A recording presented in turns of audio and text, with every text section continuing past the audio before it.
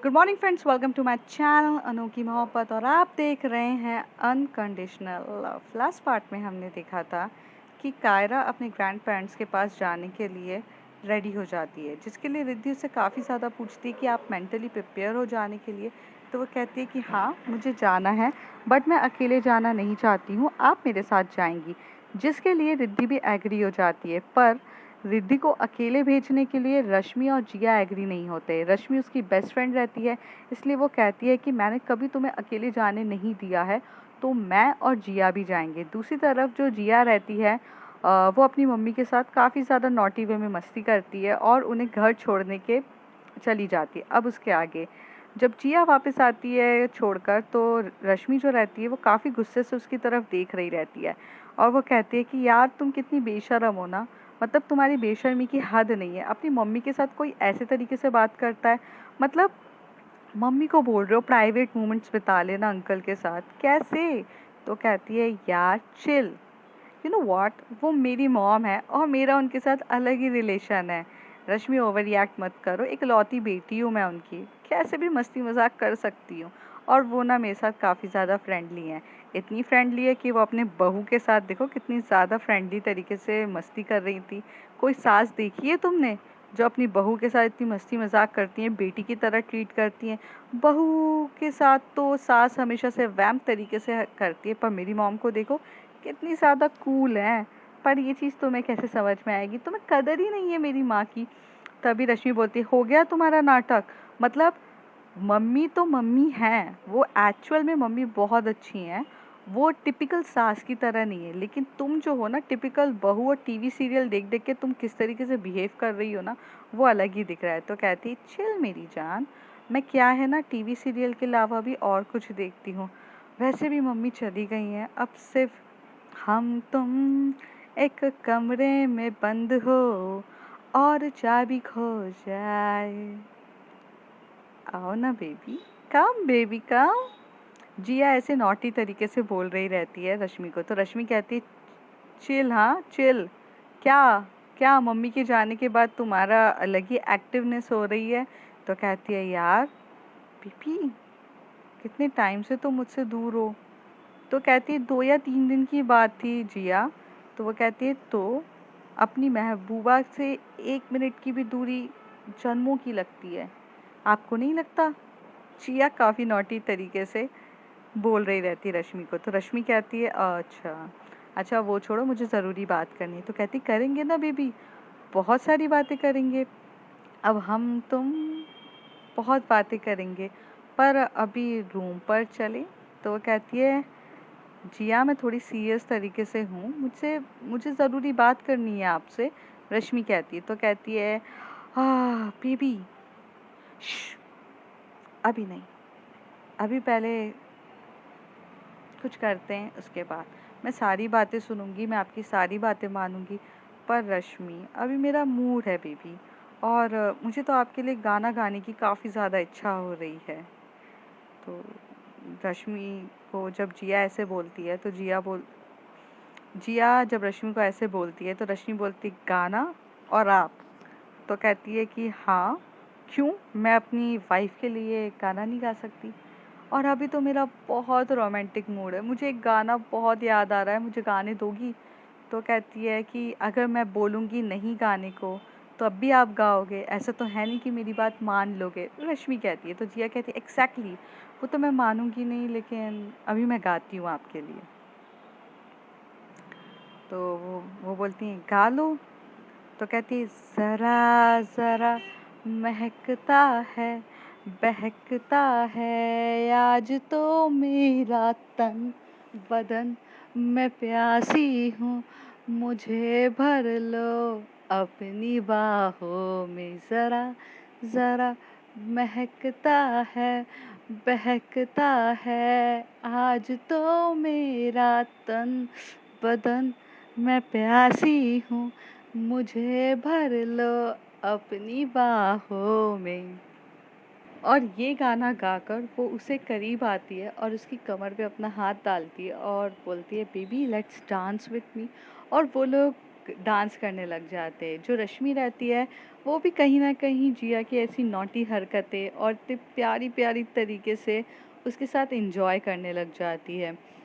तो तभी जिया कहती है, बेबी कभी मेरे लिए भी कुछ गाना गा दिया करो, मुझे अच्छा लगेगा। तो कहती है, अच्छा मैं भी गाऊं? तो कहती है, हाँ क्यों? दिल को तुमसे प्यार हुआ, पहली बार हुआ, तुमसे प्यार हुआ, मैं भी आशिक यार हुआ, पहली बार हुआ, तुमसे प्यार हुआ, चाही है बेताबी मेरी जान, कहूँ मैं क्या करूँ, दिल को तुमसे प्यार हुआ, पहली बार हुआ, तुमसे प्यार हुआ। ऐसे रश्मि ये गाना गाती है। तभी वो कहती है, आप मुझसे पूछ रहे हो क्या करूं? तो जिया कहती है, बेबी चलो ना यार, चलो बहुत कुछ करते हैं। और ऐसे पकड़ के वो हाथ पकड़ के उसे बेडरूम की तरफ लेकर जाती है, अपना बेडरूम लॉक कर देती है। जिया कहती है कि बेबी अब अब तो मूड है। तो रश्मि कहती है, बेबी पहले मेरी बात सुन लो, फिर जो बोलोगी मैं करूँगी, पर मेरी बात तो सुनो। तो जिया कहती है कि नहीं बेबी अभी नहीं, अभी तो हम मूड में हैं ना यार, फाइनली मम्मी के जाने के बाद अब मौका मिला है काफ़ी ज़्यादा, प्लीज़ प्लीज़ प्लीज़। और ऐसे करके जब रश्मि कुछ बोलने ही वाली रहती है, जिया उसे किस कर देती है। और वो बहुत ज़्यादा डीपली उसे किस कर रही रहती है। किस करते करते वो उसकी नेक पर भी किस करना स्टार्ट कर देती है, और नेक पे भी बहुत प्यार से किस कर रही रहती है। उसका जो किसिंग होता है सीन, वो बहुत बहुत इंटेंस होता है। जैसे कि हम कभी बहुत दूर रहते हैं और हम किसी को बहुत टाइम के बाद मिलते हैं, तो जो पैशनेट वे में किसिंग होती है वो हो रही रहती है। तो जो रश्मि होती है वो अलग ही फ़ील कर रही रहती है, जैसे कि जो जिया की रोमांस करने के तरीके में बहुत तड़प है, कि वो बहुत ज़्यादा तड़प गई है कि चीज़ के लिए। तो इसलिए रश्मि को वो जब फीलिंग आती है और उसको फ़ील होता है, तो वो उसे दूर नहीं करती है और उसे प्रॉपरली उसका सपोर्ट करती है। तो किस होने के बाद जब नेक पे किस हो रही रहती है, बाइट कर रही रहती है, ईयर बाइट कर रही रहती है, और वो उसे पुश कर देती है बेडरूम पर, और वो काफ़ी ज़्यादा उसके ऊपर चढ़ के उसे किस कर रही रहती है। थोड़ी देर तक तो रश्मि उसके सारे किसेस हैंडल कर रही रहती है।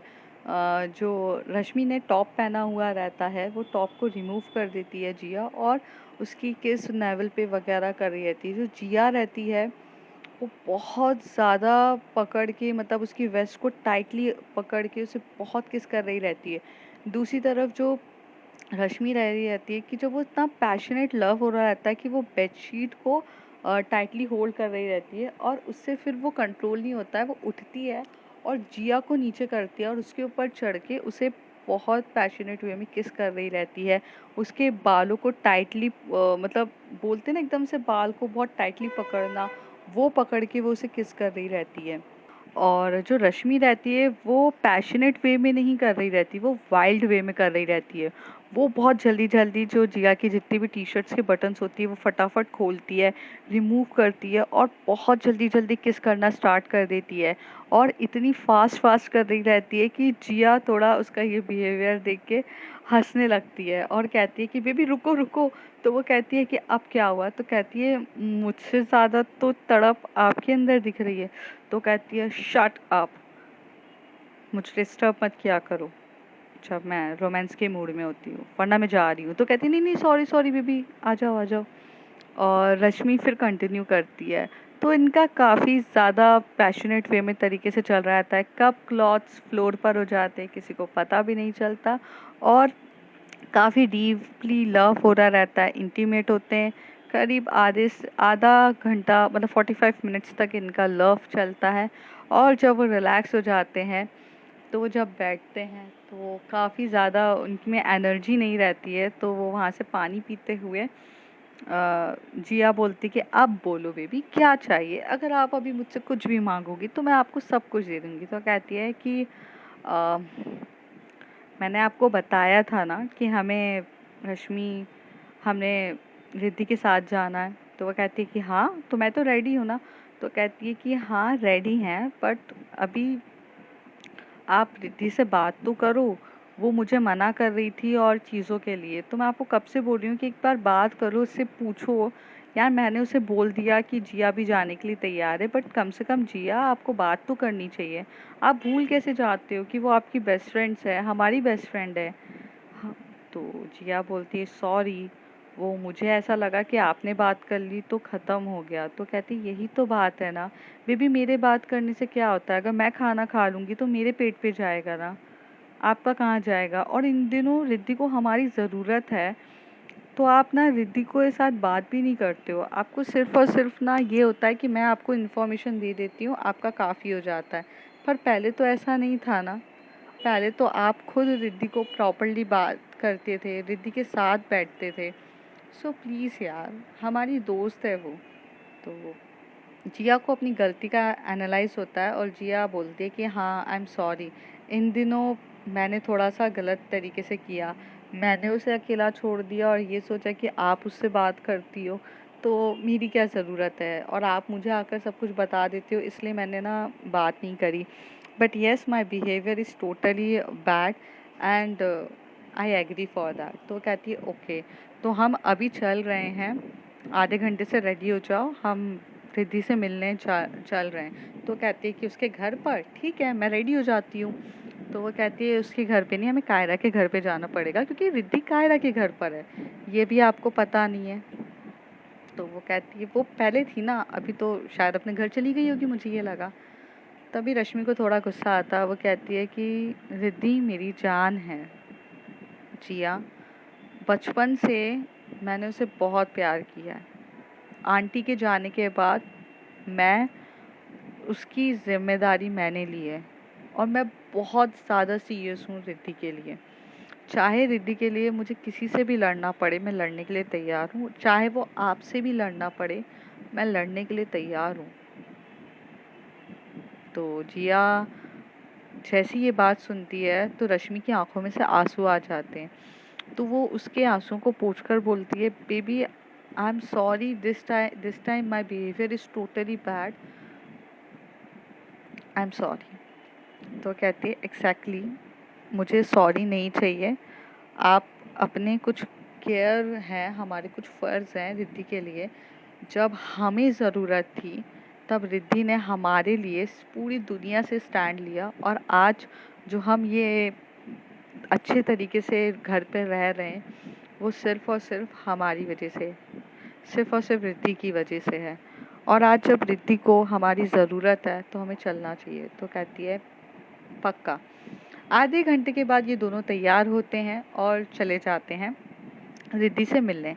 जब रिद्धि से मिलने जाते हैं तो कायरा के घर पे जाती है। कायरा के घर की बेल रिंग होती है, तो वहाँ पर उनकी मेड ओपन करती है। जैसे ही वो मेड ओपन करती है तो आंटी आ जाती है और आंटी बोलती हैं कि अरे बेटा तुम लोग बाहर क्यों खड़े हो, अंदर आओ। रश्मि बोलती है नमस्ते आंटी, वो एक्चुअली ना मुझे रिद्धि से मिलना था, और रिद्धि अभी आप ही के यहाँ है ना?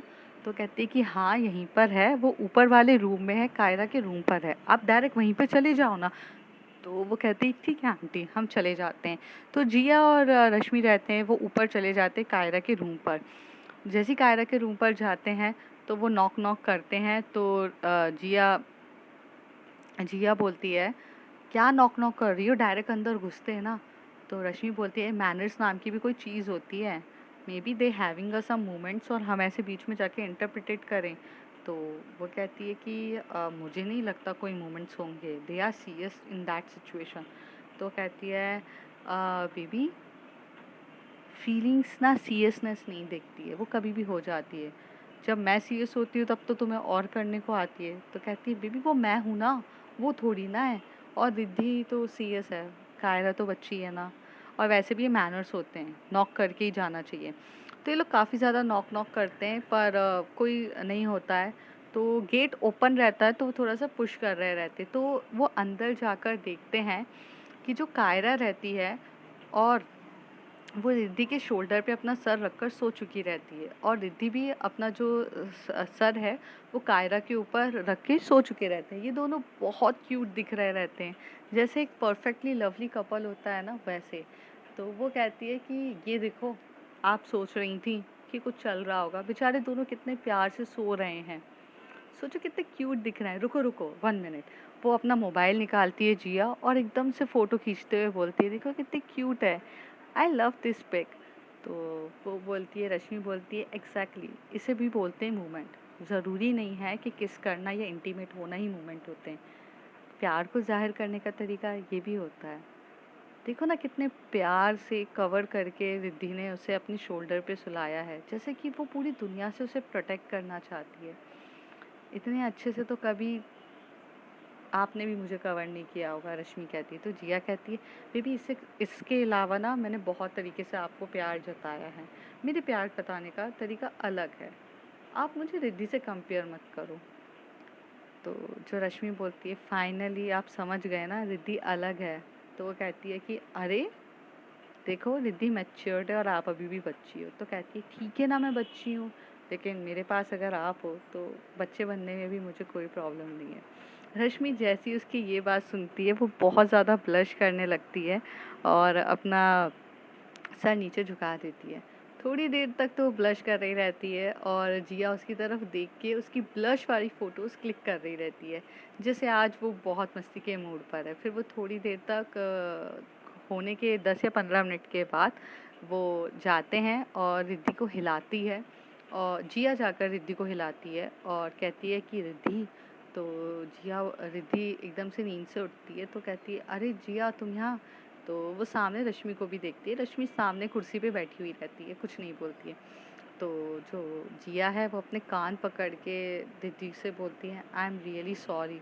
तो रिद्धि को समझ में नहीं आता है कि ये सॉरी क्यों बोल रही है, मतलब अभी तो हमारे बीच में कुछ ऐसा हुआ भी नहीं है। तो वो बोलती है, सॉरी फॉर व्हाट। बहुत स्लो वॉइस में बोलते हैं एक दूसरे से क्योंकि कायरा ना उठ जाए। तो वो बोलती है, अरे वो सॉरी इसलिए क्योंकि यार इन दिनों मैंने तुझसे बात भी नहीं करी, हम लोग आए थे और फिर हमने तेरे को तेरी सिचुएशन में छोड़कर चले गए। आई मीन रश्मि ने तो तेरे को यार बहुत अच्छे से बात भी करी, बट मैंने तो तेरे साथ ऐसा किया। तो वो कहती, इट्स ओके यार, मैं इतना माइंड नहीं करती, मेरे लिए को मैं इतना नहीं बोलती। तो कहती है, अच्छी बात है माइंड नहीं करती है, पर वो जो सामने मेरी वाइफ बैठी है ना वो बहुत माइंड करती है, तो यार माफ़ कर दे। तो कहती है वो हंसते हुए बोलती है, हाँ यार मैंने माफ़ किया। तो थोड़ी देर में कायरा भी उठ जाती है, वो बोलती है, रश्मि मैम आप यहाँ, और जिया मैम कैसे हो आप। तो कहते हैं कि हम तो अच्छे हैं, और दिल्ली जाने के लिए कब जा रहे हैं। तो कायरा बोलती है, आप लोग भी चल रहे हो। तो कहती है कि हाँ हम सब साथ में जाएंगे, हम आपको अकेले थोड़ी ना भेजेंगे। तो वो कहती है, मैं अकेले कहाँ होती, मेरे साथ तो रिद्धि मैम है ना। तो जिया बहुत नॉटी वे में मस्ती में बोलती है कि अरे बाबा, इसलिए तो ना बेचारी, आप जा रहे हो ना, इसलिए तो हम रिद्धि को आपके साथ अकेला नहीं छोड़ सकते। पता चला आपने रिद्धि के साथ कुछ कर दिया, हम आपकी प्रोटेक्शन के लिए नहीं, हम रिद्धि की प्रोटेक्शन के लिए जा रहे हैं। तो कायरा एकदम से शॉक्ड हो जाती, तभी रश्मि बोलती है, जिया कुछ भी। तो कहते हैं, एक्चुअली बच्चा, हम भी आपके साथ इसलिए जाएंगे क्योंकि आप दोनों को खुद को दिल्ली के बारे में कुछ भी नहीं पता है, इवन किसी को भी नहीं पता है, पर जब साथ में रहेंगे तो अच्छा रहेगा। और लास्ट टाइम पता था ना दिल्ली में गए थे और वो कैसे हंगामा हुआ था। तो कायरा कहती है कि वो तो मेरी गलती की वजह से हुआ था ना पब में, इस बार मैं कोई गलती नहीं करूँगी, पक्का।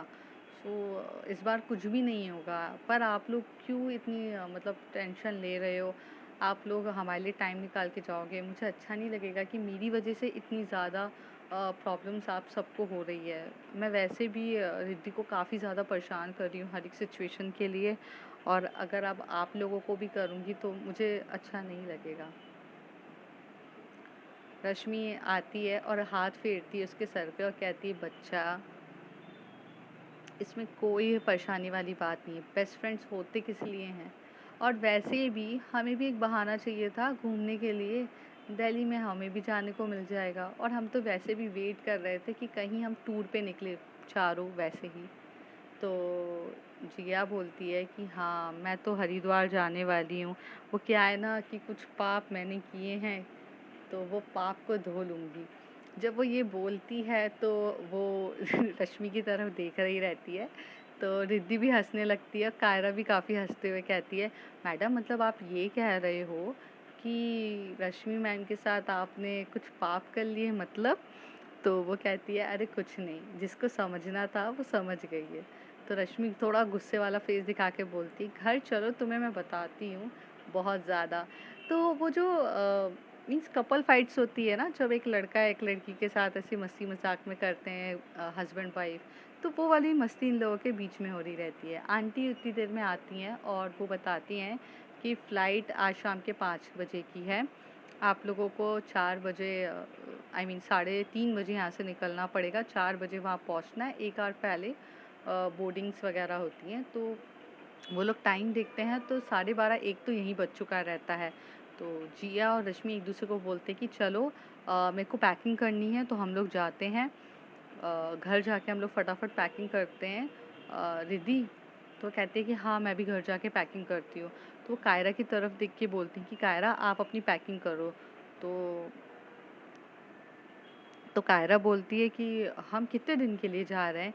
तो रश्मि, जिया और रिद्धि एकदम से तीनों बोलते हैं पता नहीं, वहाँ जाकर हम डिसाइड करेंगे। तीनों एक साथ बोलते हैं, जैसे तीनों एक दूसरे के माइंड को रीड करना चाहते हैं। आखिर बेस्ट फ्रेंड्स होते किस लिए हैं? कि दोनों तीनों के माइंड में एक ही चीज़ चल रही रहती है और तीनों एक साथ बोलते हैं।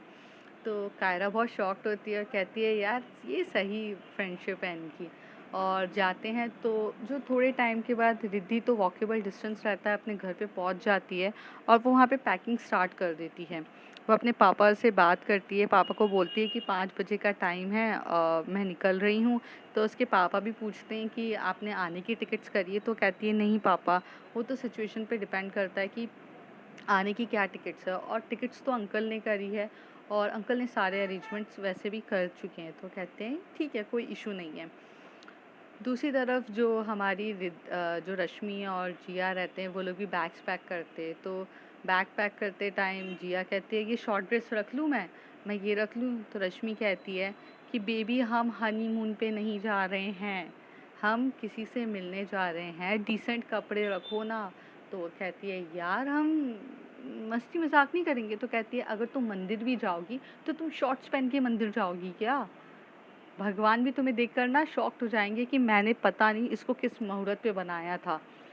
ऐसी हरकतें ना करो, थोड़े डिसेंट कपड़े रख लो। और हम ग्रैंड पेरेंट्स से मिलने जा रहे हैं, वो कैसे होंगे, उनका क्या तरीका है, वो किस तरीके की सोच रखते हैं, जिया हमें नहीं पता है, प्लीज़ डिसेंट कपड़े रख लो। हम हनीमून पे नहीं जा रहे हैं, तो आप अगर थोड़े अच्छे कपड़े रखोगी तो ज़्यादा बेटर है, रश्मि कहती है। तो जिया थोड़ी गुस्से हो जाती है और बोलती है कि मेरे को नहीं पता, मेरे पास कोई कपड़े नहीं है, मैं रख रही हूँ।